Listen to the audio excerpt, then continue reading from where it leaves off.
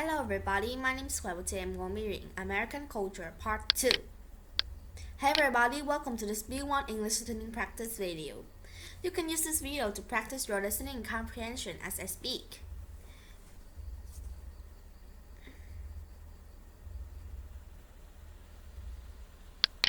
Listening, then become a member at patreon.com/listeningtime. If you become a member, then you'll get my seminars where I train you to listen more effectively and understand native speakers when they speak fast. And if you become a Listening Time family member, you'll receive my advanced podcast episodes, which will help you reach an advanced level of listening. Okay, today I'm going to continue talking about American culture. This will be a part 2 for the last B1 video I made.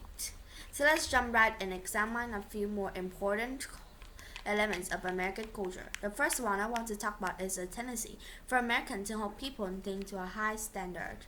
What do I mean by this? Well, Americans often demand excellence, and when we don't get it, we often complain. For example, when Americans experience a suboptimal customer service, this can lead they may write a negative review online about that establishment and probably won't ever have there and again if they don't have to. I'll be honest, I have this tendency as well. I don't leave negative review, but when I receive bad result at a store or restaurant, I get annoyed. I know it's not great to have this reaction. I'm trying to get better at it. However, sometimes I can't help but get a little ticked off when I'm paying for a service, and yet the workers slacking up and had a bad attitude. So of course, you can imagine how frustrating it can sometimes be for me to deal with workers at public institution. And most Americans would agree with me on this. We demand excellence, and we're often disappointed when we don't get it. Okay, the next cultural element I want to talk about is competition. In the US, there's competition everywhere. This aspect of American culture has positives and negatives. In terms of economics, science, and technology, this competitive atmosphere has resulted in a lot of good things. There are people who want to create the best product, or they want to be the first one to discover something new. And so a lot of advancement, technology, and wealth is created in the US. As consumers, we love the fact that companies compete with each other to give us the best product or service at the lowest price.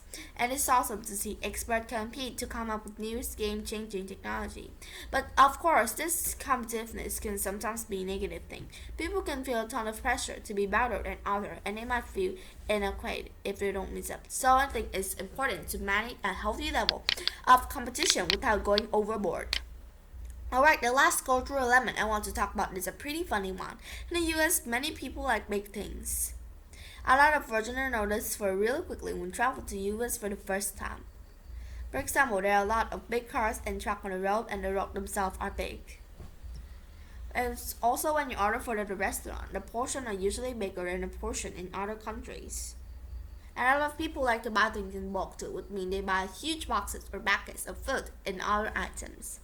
And I think in general, the US feels really big because there's a lot of wide open space. So I guess you could say that overall things are bigger in America. Alright, that's all for today. Leave a comment and tell me if there are any other cultural elements in the US that you found interesting.